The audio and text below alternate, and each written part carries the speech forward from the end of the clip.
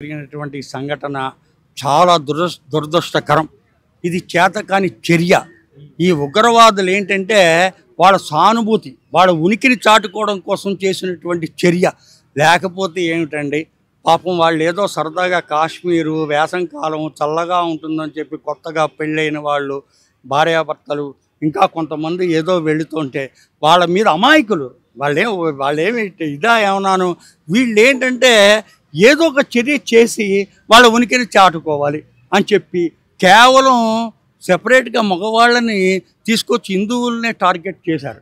ఇది ఒక దీని వెనకాల ఏదో చాలా పెద్ద కుట్ర జరుగుతుందన్నమాట. ఫస్ట్ పాయింట్, వీళ్ళందరూ ఏంటంటే ఇప్పుడు వాళ్ళందరికీ తగిన శిక్ష వెయ్యాలి, వాళ్ళందరినీ పట్టుకోవాలి. మన మిలిటరీ ముందుకొచ్చి వాళ్ళు నిజమైనటువంటి మొగాళ్ళు అయితే డైరెక్ట్గా ఫైట్ చేయండి. అమాయకుల్ని చేయడం ఏమిటి? ఎవరో పాపం టూరిస్టులు వచ్చి ఏదో వాళ్ళ సరదా కోసం కాసేపు ఇదిగా ఉందంటే వాళ్ళు చేయడం అన్నది చాలా విషాదకరమైన చర్య. దీన్ని ప్రపంచం అంతా ఖండిస్తోంది. ప్రధానమంత్రి గారు వెంటనే ఎక్కడో ఉన్నటువంటి ప్రధానమంత్రి గారు వచ్చేశారు, అమిత్ షా హోమ్ మినిస్టర్ గారు వచ్చేశారు. అందరి సింపతి మొత్తం అమెరికా అధ్యక్షుడు ట్రంప్ గారు కూడా మనకి మద్దతు పలికారు. ఇది ఎటువంటి ఇది కాదని చెప్పి ప్రతి దేశం వాళ్ళు కూడా దీనికి చేస్తున్నారు. నేను నా వరకు ఉడతా భక్తిగా నల్ల బట్టలు వేసుకొని 3 రోజులు ఆహారం తీసుకోకుండా మేము చేస్తున్నాం అన్నమాట. దానికి కారణం ఏంటంటే మనము వాళ్ళకి ఏదైనా ఇప్పుడు గవర్నమెంట్ ఏం చెప్పింది, చనిపోయిన వారికి ఒక 10 lakhs ఇస్తామని ఇవాళ ప్రకటించింది. గాయపడిన వారికి ఏదో 1-2 లక్షలు ఇస్తామని చెప్పి అన్నారు. కానీ దీని మూలన ఏం ప్రయోజనం లేదండి. వీళ్ళకి చనిపోయిన వాడికి ఆ 10 లక్షల రూపాయలు ఆ కుటుంబాన్ని జీవితాంతం ఆదుకోవడం అన్నది జరగదు. దానికి కారణం ఏం చెప్పమంటారా?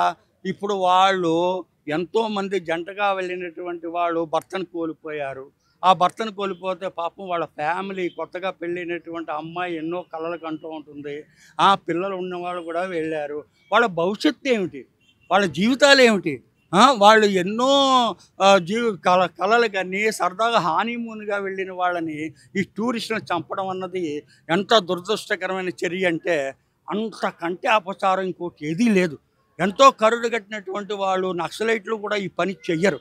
వాళ్ళు కూడా మామూలు ప్రజల్ని వాళ్ళు ఎవరు ఇలాంటి పని చెయ్యరు. వాళ్ళ టార్గెట్ వేరేగా ఉంటుంది. వీళ్ళు నిజంగా ధైర్యవంతులు, వీళ్ళు నిజమైన మగాళ్ళు, నిజమైనటువంటి వెధవలైతే ఆర్మీతో ఎదుర్కోండి, పోలీస్ మిలిటరీతో ఎదుర్కోండి. అప్పుడు వాళ్ళకో వీళ్ళకో మంది నిజంగా కనుక మన మిలిటరీ వాళ్ళు తెలుసుకుంటే ఇలా ఉప్పని గాలేస్తే ఎగిరిపోతారు వాళ్ళు. అటువంటిది ఇలాంటి చర్య ఏంటంటే వాళ్ళ ఉనికిని కాపాడుకోవడం కోసము, వాళ్ళ యొక్క ఇదిని చేయడం కోసము ఈ పనులన్నీ చేస్తున్నారు. ఇదంతా చాలా దారుణమైన చర్య. ఇలాంటి పనులు చెయ్యకూడదు ఎవరు కూడాను. ఇప్పుడు గవర్నమెంట్ ఏదో 10 lakhs ఇచ్చి ఏదో అందరూ ఏంటంటే దేశాల వాళ్ళు, ప్రజలు, సినిమా వాళ్ళు ఏంటి, క్రికెట్ ప్లేయర్స్ ఏంటి, వాళ్ళ కుటుంబాలకి మా సానుభూతి తెలుపుతున్నాము, వాళ్ళ కుటుంబాలందరికీ మా యొక్క ఇది తెలుపుతున్నాము అంటున్నారు. కానీ ఆ ఒక్క రోజుతో ఇంకో 2-3 రోజుల తర్వాత ఇదేం ఉండదు. ఇప్పుడు నేను చెప్పేది ఏంటంటే ఇది కొద్ది రోజులు ఉంటుంది. మొన్న అక్కడైతే ఆ పుష్ప సినిమాలో ఒక ఆమె చనిపోయింది, మళ్ళీ ఇప్పుడు ఏమీ లేదు. ఏదో వాళ్ళు పాపం సినిమా ప్రపంచం అంతా కలిపి వాళ్ళకి ఏదో కొద్దిగా సహాయం చేశారు. వాళ్ళ ఫ్యామిలీ ఎంతో ఏదో 1 కోటి రూపాయలు ఇచ్చినా కానీ ఇదిగా ఉంది. అలాగే ఏంటంటే వీళ్ళు అన్ఎక్స్పెక్టెడ్గా వచ్చినటువంటి టూరిస్టులు అందరికీ కూడా ఇప్పుడు 28 మంది చనిపోయారు. ఒక 20-25 మంది హాస్పిటల్లో, ఇంకా కొంతమంది ప్రమాదకర పరిస్థితుల్లో ఉన్నారు. వాళ్ళు కూడా చాలా ఇదిగా ఉంది.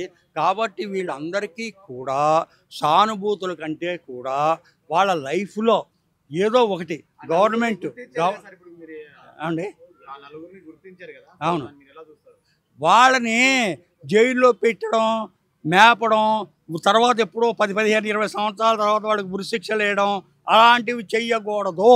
స్తంభానికి కట్టేసి పెట్రోల్ వేసి తగలబెట్టేయాలి, భూమిలో పాతి పెట్టేయాలి. అప్పుడు ఈ ఉగ్రవాద చర్యలు వీళ్ళందరికీ బుద్ధి వస్తుంది. కానీ నేను చెప్పినటువంటి చర్యలన్నీ గవర్నమెంట్ చెయ్యలేదు. దానికి కారణం ఏంటంటే కొన్ని చట్టాలకు పరబడి మన దేశం ఆ చట్టాలనే విలువగా చేసుకుని వీళ్ళందరూ చేస్తున్నారు.